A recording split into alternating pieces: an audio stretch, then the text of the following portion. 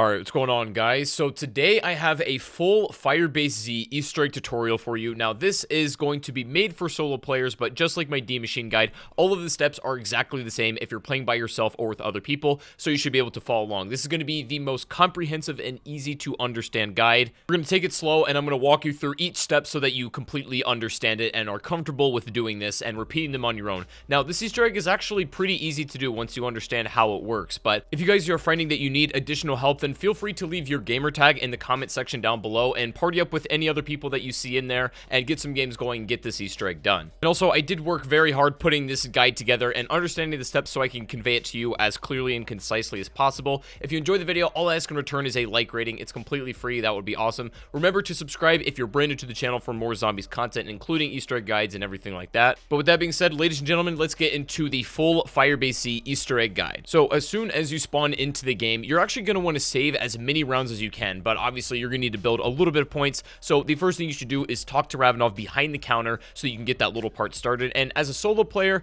I'm going to recommend stay here till about round 3 or 4 maybe. I would say your objective is to build enough points with flipping the rounds minimally. Obviously, the early round you can complete this on, the better, and some of these steps actually require you to burn through rounds to begin with, so you may as well do these things as early as possible. But around 4 to 5, you should be in a pretty good sweet spot. Now from here, you're good to teleport into the main map, and then setting up your game as you typically would if you're just gonna, survive, get high rounds, or maybe go for pack-a-punch, is just turn on all 3 ether reactors, and these will be very clearly labeled on your map. All you need to do is turn these on inside the bases, and then defend the nodes from being attacked by zombies. Again, if you've seen my ultimate guide to FIREBASE Z, then you'll be pretty familiar with what we're doing here. This is really nothing outside of any ordinary game setup. However, as you open up the map and go through these things, there are a few things you can do. You can maybe spin the box a couple times if you want to try to get a different gun. You can also maybe get some perks along the way, or if you happen to do the ether reactor to the right first, you can grab Juggernog while you're there, which I'm going to recommend anyway by the time all 3 of these are on.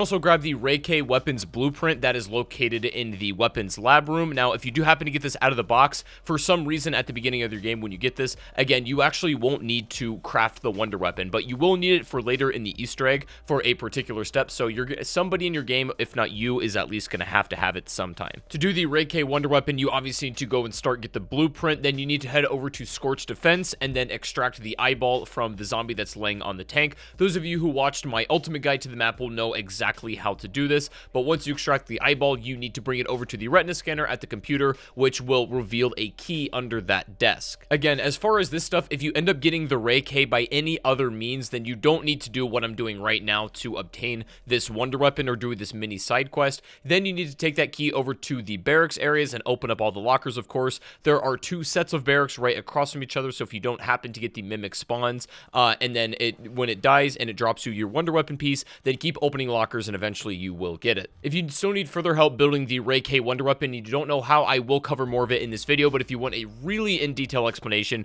then you can check it out on the ultimate guide I made. But assuming you're following along with where I am in my game, you can head back over to the spawn after turning on all the ether reactors. This will trigger the pack-a-punch machine to spawn into the world, giving you access to it, and then you also want to speak with Ravenov again. Then run back over to mission control to talk to Peck, where the window should be open, finally allowing you to interact with him. He's going to have a little bit of a dialogue sequence. You can sit here and listen to it. He's going to essentially explain that he threw Samantha Maxis into the Dark Ether portal, sending her away.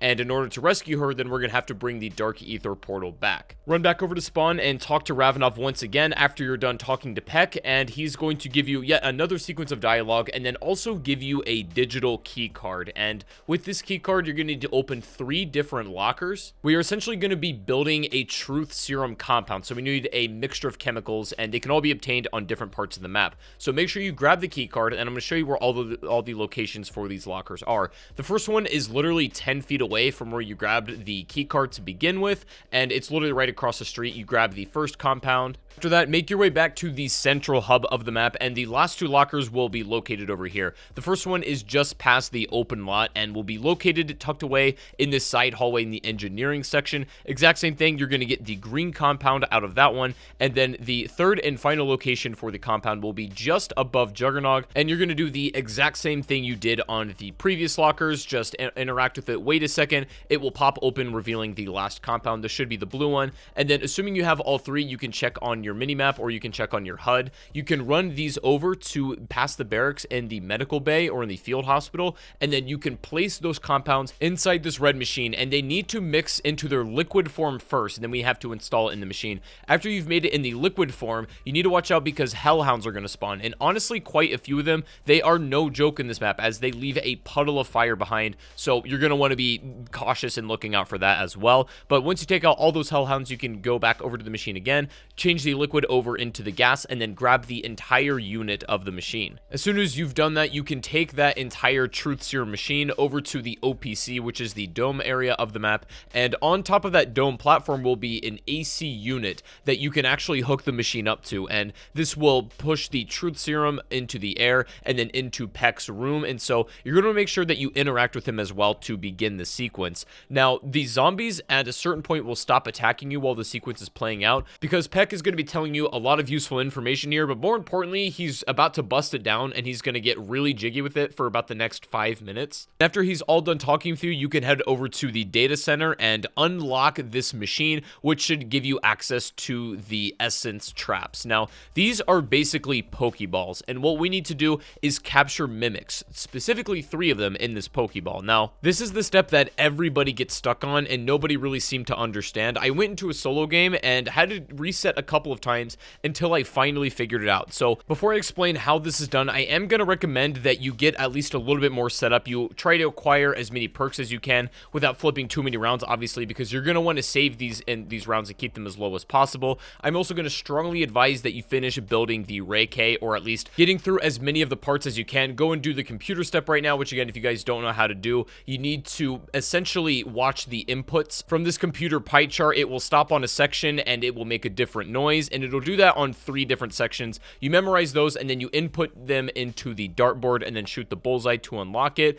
and that should give you another part. Now, to do the mimic step properly, after you've acquired the Pokeball, you're going to need to run around the map, and this can be in any of the random sections, but particularly there's 3 to check. The military command around Juggernog, you'll know you're getting the right run for that round if you see some items on the ground that just happen to spawn in to these mimics, and you'll know exactly what I'm talking about. They could look like salvage or a kill streak or whatever, and they'll only be located at that part of the map at that particular time. That's how you know you're doing the right one. You can't just get any old mimic from any part of the map. They need to be from these like items that are spawned in. So while you're running around, one of the first places you should check is the colonel's office, or like around this military command area, and if one happens to jump out of an item at you, that means you're doing this correctly. And I'm also going to recommend getting a low powered bullet gun to get their health very low, as they will break out if you capture them at full HP. They need to be pretty dang low as well, like almost one shot. Every time you capture it, bring it back to the station, and you'll know you're getting it right if you're getting the names Zabine, Bram, or Sokolov. And then after that, you need to flip the round for the next one to be able to spawn back in. So I flipped the round, I ran back over to spawn,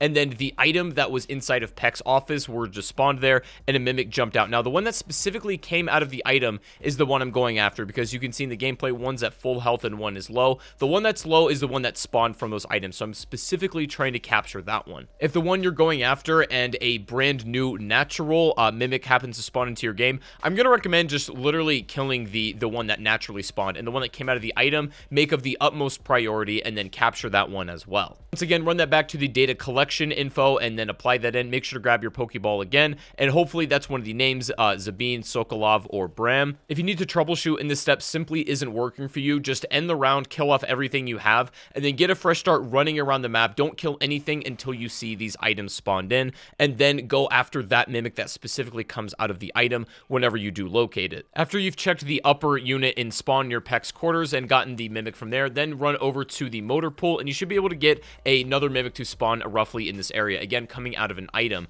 And then once you've done all 3 of these and you've captured them, and assuming you've got those names correctly, you'll apply all 3 of those into that data collection unit into the computer, and then it should accept it, giving you the access code. And you will also at this point get a confirmation quote from Weaver letting you know that you've done this step correctly. And if you don't get this quote, then you haven't done it quite right. From these memories, you're going going to get a sequence of codes and numbers given to you, but you actually don't need to memorize these. Your character will simply memorize them. Again, most important thing that you do here is just confirm that you got all 3 correct: Brams, Sokolov, and Zabine again. And then also just make sure you do end up getting that quote from Weaver as well, saying you got a second activation code and that you need to reboot the mainframe. Now, what I'm about to show you next in your game is completely optional. You do not have to do this. However, I am going to strongly recommend it because even if you haven't bought all of your perks, or if you're in need of some of those, this little Easter egg will give you a free perk. But you go back behind the data center in that bush where I just showed you,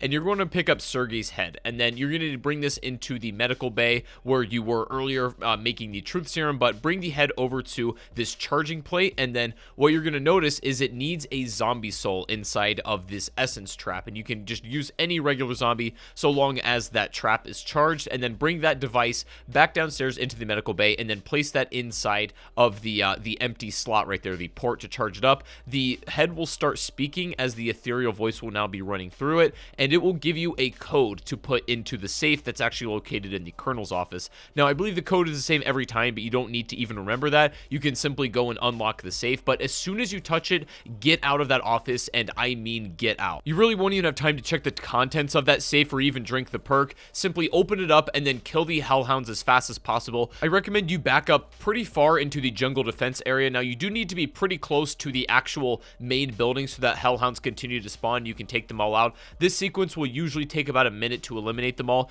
I do believe if you wait too long, then the free perk and everything will disappear, so you're going to want to be like relatively snappy about this. But as soon as you've killed the rest of the hellhounds and they've stopped spawning, go back up into that room, go to the safe again, pick up your free cipher, which will be intel, as well as your free perk. And then moving on, go back over to the data center and grab the floppy disk, which again, assuming you've done the previous step correctly, should be spawned there, and then that can reboot the mainframe. After you've done that, you're going to want to take yourself back over to the planning offices, and then go to this computer right across from the OPC, and that should accept the activation codes. Now, at this point, the big main door to this dome has been locked the entire time. You have not been able to get in, and this code that we input into the computer is going to change all of that. The door is going to drop down, and it's going to reveal another ether anomaly inside. Now, you cannot interact with this just yet because it doesn't yet have enough power. So we need to gather 3 canisters, which will actually be shown in your HUD, and we need to collect all of those things before we can move on and charge the rest of the anomaly. So after that, you're going to want to drop back down into mission control, go speak to your boy Peck, and then see what's going on with him. Now, again, if I'm not mistaken, zombies should leave you alone during this dialogue sequence, so it's definitely worth listening to the story and hearing about what's going on. Now, it's about a minute long or two, and then if this does not work, if he doesn't give you a code, as soon as this dialogue sequence is done, you can head back over to spawn and talk to Ravenov, and as long as you get this code on screen where he tells you that the code is 7260, I believe, then once you have that confirmation, you can actually take that over to the digital lock pad right next to Peck's office, or where that window is. The partition should be shut by now after you've grabbed this part out of the locker, and then you're going to want to come right out of there, go over to this bunker on the left outside of Scorched Defense, or in there, and then grab the shovel. Take that shovel over to Jungle Defense on the other side of the map, and we're going to be attaining one of our 3 canisters here. Go to the middle section of this particular path, and then you're going to listen out for the beeping, and it should give you a prompt to dig up this canister, and then it's going to put you in a mini lockdown sequence where you need to survive an onslaught of hellhounds, a little bit of zombies, and then also manglers. Now, depending on when you do this during the round, you may have a couple spawn in behind you, but for the most part, the brunt of it is going to come from the back end and where the jungle is at. Don't be afraid to use resources here because the lockdown is no short feat. I'm cutting it down for brevity's sake, but it's actually a relatively long lockdown, so, you know, don't be afraid to use your specialist weapons and burn through all of your ammo. Definitely make sure you're prepared before you go into this, as it's not super difficult, but it can definitely catch you by surprise if you're not prepared. But as soon as the bubble goes away, you can then pick up the thing once more. You can pick up the canister, and I'm also going to recommend, you'll probably have a mangler in at this point, so make sure you finish getting that magazine if you've not gotten the Rayquay wonder weapon already, so you can start charging that mag, so you can burn through the next 2 rounds and then finish and create the wonder weapon itself. But you're going to want to take the canister over to the main reactor where the crystals are inside of the military command, and then that should charge it up a little bit more than it was before, but we still need to get 2 more. The next one you can actually do right away and is really fun. So come over to the open lot and then go in this corner and then dig up yet another tube or another canister, and a bunch of replicas are going to spawn in. Now, this is basically a little bit of spot the difference or a prop hunt kind of situation here, you're going to be looking for one that stands out, and they're for the most part, all exactly the same. However, what you're looking for is a tube that has a pink crystal in it with no black smoke. Now, I know that might not make a lot of sense, but you can essentially think of the crystal as having overlaid two effects on it. There's a white smoke that surrounds it, and then a black smoke, and they're entirely separate effects. So I'm going to show you what the correct one looks like in my gameplay, but I'm going to show you also what all of the wrong ones look like and just where all the locations are, as there can be some upstairs in the planning office, but they're relatively around this area. Like, you don't have to go chasing across the entire map to find all these spots. You know you found the correct one when you look at it a little bit more closely and you realize it still has the white smoke effect, but there's no behind black smoke effect. And I just picked up the correct one in my gameplay. I knew that one didn't have any black smoke, so I grabbed it and it was confirmed the right one. Now, if you do grab the wrong canister, I believe every other fake will turn into a mimic, so you might get slaughtered if you pick the wrong one. So be very, very careful. Now, the third and final canister we're going to get, you are going to need the Rayquay Wonder Weapon for, so come over to the barracks just behind where we placed Sergei's head earlier, and in this corner, you should be able to dig up an ether canister. Now, it's going to teleport over into one of the barracks. It should be in the exact location which I showed in this video. Switch to the alternative fire on your Rayquay that shoots the bombs to slow it down. Shoot the actual canister because it'll fly away if you get too close to it, but if you slow it down, you should be able to pick it up just like I showed, and then bring that over to the reactor in the data center, and then that should be all three canisters that will fully power up the anomaly in the middle. Now, what you're going to notice is you'll come over here and try to start it up, get it reacting again, and then get Samantha Maxis out of that anomaly. But what will happen is Peck will have one last laugh and shut it down. At this point in the game, you essentially have one final step to do, so in the meantime, I would take all of the resources and time that you have to prepare yourself for the last step and for the boss fight. So this means getting all of your perks set up, getting your whatever wonder weapons you might have, or getting you and your squad fully prepared, and then go over and then wait a little bit until Weaver talks about getting a satellite realigned.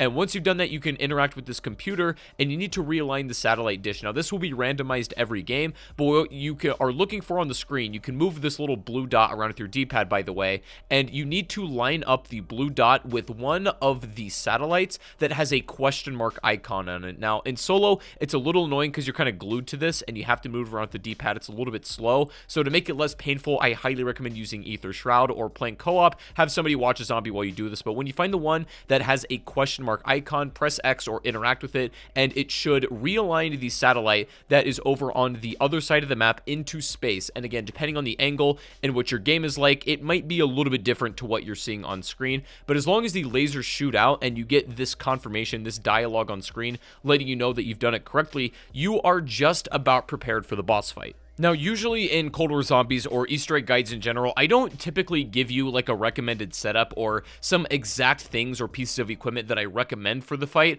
However, FIREBASE Z is a little bit different. Before you go in, I'm going to recommend that if you have a shotgun or anything short range, that you ditch it. You're definitely not going to want that, and I'll show you why in a second, but definitely the Rayquay is a good idea, and even some high-powered LMGs if you have them. So once you've done that step, go and interact with the OPC, and a cutscene will begin to play. Now, I can't believe they actually managed to get 3D rendered cutscenes with your operators in them. I think that is absolutely sick. But either way, Samantha Maxis will emerge from the anomaly from that portal, and she will be wearing a couple things you might recognize. She has Nikolai Belinsky's goggles and also has Takeo Masaki's katana on her back. Why that is, I really don't know. I couldn't tell you, but it is pretty cool nonetheless, and Samantha Maxis will confirm that you are Requiem. I'm going to save this cutscene for when you guys actually play it yourself. I'll let you enjoy it when you play it through your game, but at the end of this cutscene, you will be stopped before you exit the village, and you'll have one last encounter with Orda, or the Elder God, once again. Now, this is the final boss fight, and in co-op, this is actually pretty easy. If you all have Ring of Fire, you can melt them pretty quickly,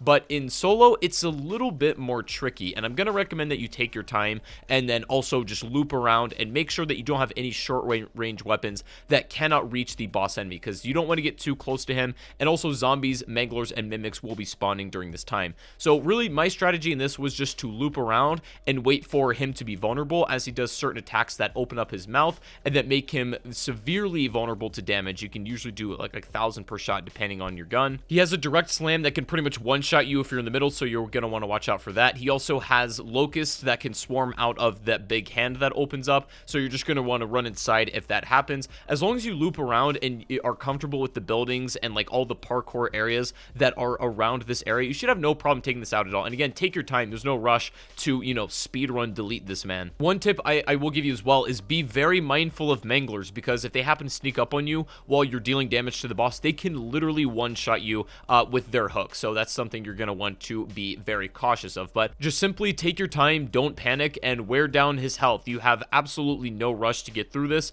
and so long as you don't die, then the game will not end. And once you deal enough damage, as soon as you get him to 0 HP, the boss fight will end. You will get a cutscene start to play, and you have completed the Easter egg on FIREBASE Z. So anyways, guys, that is going to be the entire tutorial on how to complete this map. If you want to get these cutscenes, I will save the rest of it for when you actually play it in your game. As the rest of it will play out, you'll get your Dark Ops challenge and also your completion for this too. I hope this guide did help, and I wanted to make it as clear and concise and one of the best solo tutorials on YouTube. So I hope you guys enjoyed this, and if you did, make sure to give it a like rating, subscribe if you're new to the channel before you go, and also go follow me over on Twitch. The link to that is in the description. I stream zombies almost every day. I would love to see you over there, and without further ado, guys, I'll see you all in the next stream or the next video. Take it easy, everybody. I gotta go, and peace out.